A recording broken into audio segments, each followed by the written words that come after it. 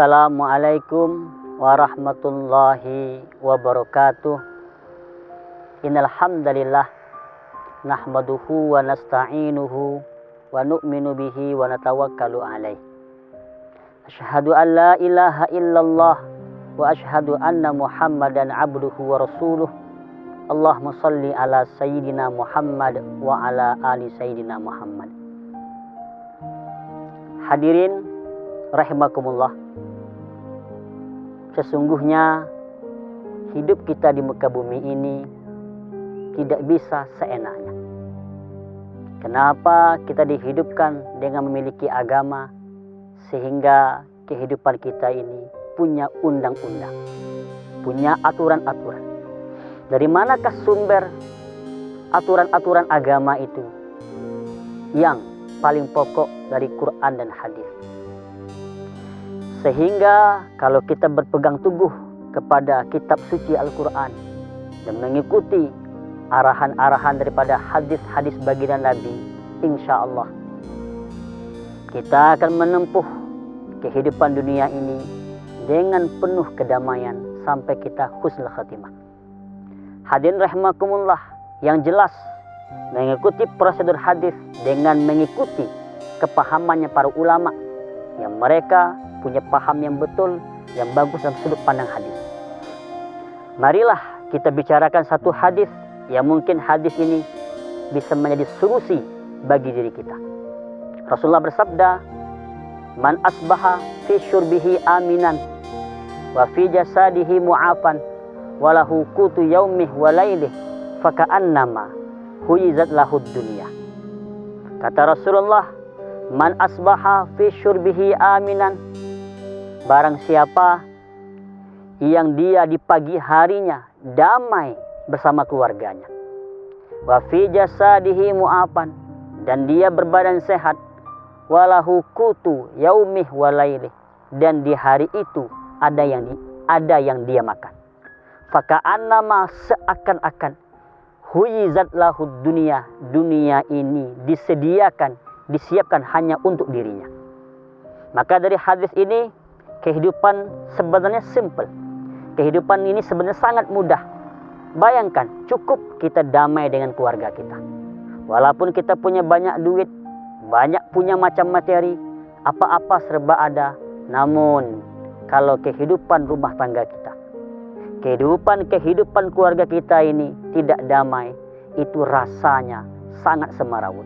Maka kata para ulama, kalau kalian ingin tahu nerakanya dunia, itulah rumah tangga yang tidak sakinah mawaddah warahmah. Hadirin rahimakumullah, ternyata damai dengan rumah tangga, damai dengan seluruh keluarga, ini adalah kunci solusi bahagia di muka bumi ini. Yang kedua adalah berbadan sehat. Walaupun kita punya emas segunung, harta di mana-mana, namun kalau sudah badan ini sakit, selera kita pun ada batasannya. Nikmat-nikmat sudah tidak terasa lagi. Untuk apa duit yang banyak kalau badan kita sakit? Ternyata sehat itu adalah mahal. Jadi damai dengan keluarga kita, sehat badan kita, ini adalah nikmat yang perlu kita syukuri. Dan yang ketiga, ada yang dimakan di hari itu. Sebenarnya kalau kita mensyukuri apa yang bisa kita makan, itu sudah cukup mendamaikan diri kita. Namun gara-gara perkara makan inilah orang-orang menimbulkan hutang yang banyak. Gara-gara perkara sesuap inilah orang-orang itu mencari sesuatu yang bukan hak dia. Yang diharam dia halalkan. Bahkan yang halal bukan hak dia, dia jadikan itu halal untuk dirinya. Padahal itu bukan hak dia. Karena inilah masyarakat timbul hutang. Karena perkara perut inilah orang-orang timbul beban di mana-mana. Padahal Islam memberi solusi kemudahan dalam kehidupan. Cukup damai dengan keluarga kita, cukup berbadan sehat, dan cukup mensyukuri apa yang kita makan. Maka oleh karena itulah, hadirin rahimakumullah, agama ini memberi solusi yang terbaik untuk kita. Terkadang kita kurang yakin dengan solusi agama. Terkadang kita kurang memahami pentingnya solusi agama. Maka siapa yang ingin damai, ingin tenang, ingin tentram di dalam kehidupan, cukup tiga ini. Di antara tiga ini, yaitu berbadan sehat, ada yang dimakan, dan damai dalam keluarganya. Hadirin rahimakumullah, dalam hadis yang lain bahwasanya baginda Nabi Muhammad SAW mengajari kita, adibu auladakum ala khisalin hubbi nabiyikum wa ahli baitihi wa qiraatil Qur'an. Bagaimana supaya kita ini mendidik anak kita? Yang pertama kali adalah mencintai Nabi. Yang kedua, senang membaca Quran. Dan yang ketiga, mencintai keluarga Nabi. Karena kalau rumah tangga ya dididik anak kita untuk mencintai Nabi, insya Allah rumah tangga kita lebih mudah sakinah mawaddah warahmah. Kemudian kalau rumah tangga kita ini mengajari anak-anak cucu-cucu kita dengan membaca Al-Quran, insya Allah rumah tangga kita memiliki rahmat sehingga lebih damai lagi. Kemudian kalau kita mengajari keluarga kita, anak kita untuk mencintai keluarga-keluarga Nabi, kenal dengan keluarga Nabi, insya Allah rumah tangga kita punya tiruan hidup, yaitu kehidupan para Nabi.